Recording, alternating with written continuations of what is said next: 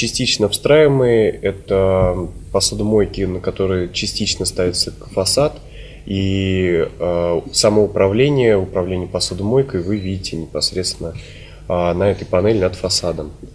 Полновстраиваемые, соответственно, это посудомойка встраивается полностью в фасад кухни, соответственно, на нее также навешивается дверца, и ее не видно. Да?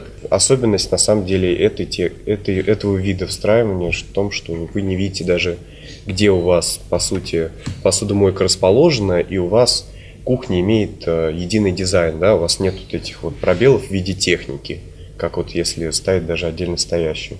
Вы видите непосредственно всю кухню, ее вид не изменился. Соответственно, последний вид – это интегрированный. Здесь уже о фасаде речи не идет. Это дверца, как правило, она из нержавеющей стали. Здесь, соответственно, уже вы видите ее, вы на нее можете смотреть. Вы подготавливаете нишу, вы должны понимать, какую посудомойку вы хотите. Это либо 45 сантиметров, либо 60 сантиметров встроенная. Либо в нашем случае есть возможность отдельно стоящей, если у вас нет такой возможности. Отдельно стоящую, соответственно, вы можете поставить как на столешницу, так можете разместить, большинство размещает под раковиной, да, вот это вот пространство, как раз недалеко стояк, близко забор воды и так далее. Каким образом монтируется? Полностью встраиваемый, если мы уже знаем, точно определились с размерами. У нас с вами остался шкаф, там, например, шириной 45 сантиметров. Соответственно, мы берем сам прибор. Первое, что мы делаем, мы, соответственно, туда в нишу не до конца устанавливаем, откручиваем ножки. Соответственно, мы ножками подбираем необходимый нам уровень до столешницы.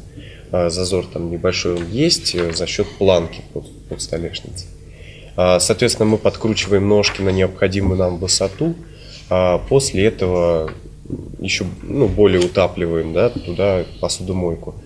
Соответственно, последнее, что вы делаете, это заднюю ножку, она отдельно подкручивается, как правило, с передней стороны. Там есть разъем, чтобы отвертку туда засунуть можно было. Вы просто крутите. Соответственно, задняя ножка она поднимается на тот же уровень, что вы установили первый. После чего вам необходимо установить конденсационную пластину. Наверх она устанавливается над столешницей. И, соответственно, с 4 сторон, бывает еще сверху, закрепить саму посудомойку на каркас. Соответственно, после этого вам необходимо только установить фасад двери. Да, здесь уже тоже ничего сложного нету. В комплекте идет такой шаблон, который вы прикладываете непосредственно к самому фасаду, делаете необходимое отверстие для его крепления, соответственно, его закрепляете. После этого ручка, установка ручки.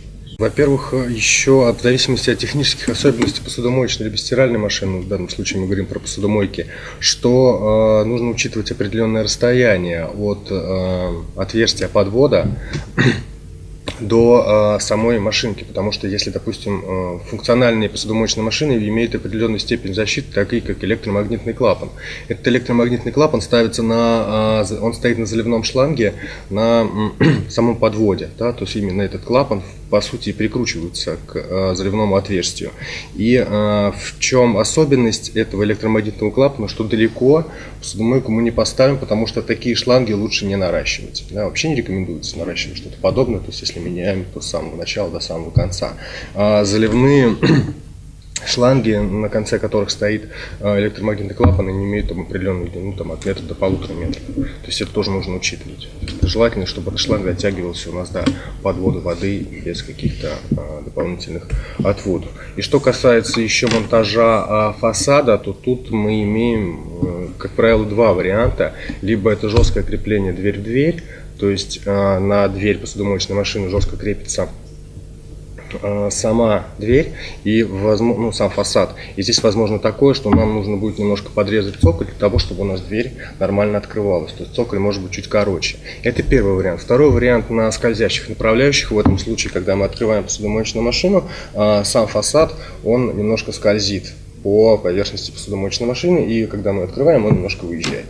То есть тут тоже два варианта. На это тоже стоит обращать внимание при заказе, потому что иногда некоторым производителям нужно будет докупать этот комплект скользящих направляющих отдельно, как аксессуар уже от производителя. Сам подвод воды, вы, соответственно, тут два выбора, либо это жесткие трубы можете подвести, да, соответственно, у вас на выходе кран, ну, как правило, что на стиралку, что на стиральную машинку, что на посудомоечную машинку, нужно отдельно ставить все-таки кран, да, для того, чтобы при отсутствии дома его просто перекрыть. Понятное дело, что есть защита от протечек, но все же. Вы можете подвести как жесткие трубы, так и на самом деле гибкие. То есть, по сути, здесь ну, как бы выбор за вами, что вам дешевле, что вам проще. Гибкие трубы вы также можете подвести, также, вот, например, на забор воды. Надо непосредственно, да, учитывать, как уже сказали, клапан электромагнитный, что его наращивать в принципе не нужно, нет необходимости трогать его, ну, не нужно, да, нет необходимости трогать его.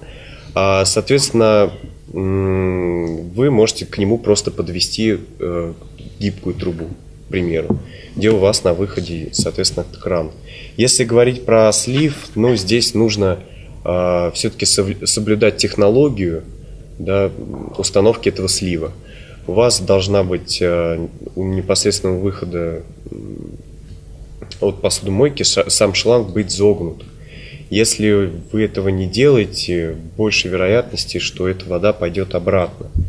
Просто за счет того, что помпа, которая толкает эту воду, которая на слив, она не настолько сильная, чтобы ее протолкнуть там, на ту длину, которую вы, например, себе установите. Это, может быть, они разные совершенно. Соответственно, этот крюк делается для того, чтобы создать дополнительное давление. Соответственно, это надо учитывать. Очень многие люди при установке этого в принципе не знают. Это очень плохо, потому что чаще всего это потом поступают звонки, что у меня остается вода. Да, будет оставаться вода и в камере, она и может застаиваться где-то в трубе просто за счет того, что вы неправильно сделали слив. Это надо учитывать. Сливной канал, да, то есть мы подключаем шланг, и само соединение должно быть на определенной высоте, желательно, да, чтобы это не было в полу и, опять же, загнуто, и высота там, по-моему, от 40 до 60 сантиметров, там, в зависимости от производителя, делается эта высота. То есть, и еще важной особенностью является то, чтобы шланг сливной, он не лежал на полу и не имел, соответственно, какие-то неровности, там, скрутки там, и так далее, ни в коем случае. Да? То есть он должен быть ровный и потом сгибаться. Рекомендуется, в принципе, задумываться о технике в момент сборки, да, в момент планировки кухни. Соответственно, вы будете уже знать, что у вас здесь посудомойка и что у нее есть два шланга, залив и слив. Да? Соответственно, так же, как и про размещение приборов, что варок, что духовок. Вы будете четко знать, где она у вас находится, где у вас должна быть розетка по планировке. Соответственно, и вам будет проще, да, за счет того, что вы не столкнетесь с тем, что вот мы решили установить и куда девать эти трубы. Критерием количества, наверное, людей, количество посуды, которую моет потребитель, да, после приема пищи. Как правило, люди, когда первый раз приходят за посудомоечной машиной, почему-то все стараются выбирать посудомоечные машины поменьше. С таким расчетом, да ладно, у нас два человека, там 3 человека, в общем, что вам там мыть. Да? Потом человек, когда приходит второй раз покупать посудомоечную машину на такое же количество людей, он, как правило, выбирает 60-ю, потому что понимает, что 45-й даже для двоих это мало. Да, потому что на 9 комплектов, а там на 14 комплектов. Потому что человек, который имеет посудомоечную машину, он моет в посудомоечной машине все, даже ложку, которую он помешал чай, он не моет ее не в раковине, а все равно кладет в посудомойку. Исходя из этого, даже на маленькое количество людей посуды, как правило, остается много. Поэтому тут нужно отталкиваться из количества посуды, конечно, которую мы хотим мыть. Если у вас стоит выбор посудомойки, какого она должна быть размера, экономичнее, конечно, если это будет 60-ка, даже если это мы говорим про семью из 2 человек. Да, казалось бы, откуда наберется 14 комплектов, да, 12-14. Ну, как бы на самом деле выигрышнее даже будет докупить себе лишних комплектов, нежели купить 45. Вы экономить будете все равно больше. За счет того, что у вас вмещается не 9, а 14 комплектов. и по потреблению электричества они практически вровень. Да, там малые доли разницы, да, там по сути. За счет этого вы просто большее количество за один раз помоете, его не 2 раза включили, а всего 1. По еще критериям, тут, наверное, чаще всего это все-таки программы. Да, такая программа, как автоматическая программа, она является универсальной, и, как правило, люди, которые приходят выбирать, ищут именно это, чтобы была автоматика. Просто даже за счет того, чтобы не делать лишних движений, лишнего управления вот этого с прибором. Вы устанавливаете только одну кнопку, не думайте ни о чем. Да? Соответственно, по программам также идет выбор непосредственно. И, соответственно, по комплектации, по составляющим самой посудомойки. Это количество, например, тех же корзин. Может быть 2, может быть 3. Соответственно, количество разбрызгивателей. Их может быть и 2, их может быть и 3 также. И, соответственно, удобство расположения той самой посуды. Соответственно, нижняя корзина, насколько она вместительна, вмещает ли туда, можно ли вместить туда противень, потому что это тоже, в принципе, важно. Как уже до меня сказали, даже ложечку вы помоете, понимаете, что это уже противень. Да? Соответственно, его тоже захочется отмыть там. Соответственно, кастрюли. То есть это кастрюли противни у вас должны вмещаться в нижнюю корзину, и вы должны понимать, что именно они ваши противни вместились туда. Соответственно, серединная корзина, тут уже по удобству ее, как вам сказать, расположение, я бы так сказал. То есть здесь разные также технологии поднятия этой корзины. Если у вас большие кастрюли или большой противень установлен на нижней части, соответственно, верхнему разбрызгивателю этот противень может мешать. Соответственно, для того, чтобы он не мешал вращению разбрызгивателя, корзину вам надо поднять. Здесь тоже вот есть разница в том, как эта корзина поднимется и как будет удобно. Потому что какие-то корзины вы поднимете, поднимание и опускание, они производятся такие, как вам сказать, поднял, опустил, а где-то это так, что вам приходится и всю корзину держать, чтобы опустить. Здесь тоже нужно понимать, наверное, за счет того, что вам будет удобно. Для того, чтобы помыть 14 комплектов посуды вручную, нам потребуется 89 литров воды. Для того, чтобы помыть 14 комплектов в посудомоечной машине, потребуется от 14 до 18 литров воды. Плюс ко всему, это временные затраты, а временные ресурсы, они гораздо дороже, чем посудомоечная машина. Да? Плюс ко всему, конечно же, силы приложенные, там, испорченная кожа рук и так далее, и так далее. То есть в пользу посудомоечной машины это очень гораздо больше плюсов, чем, допустим, экономия того же самого места на кухне.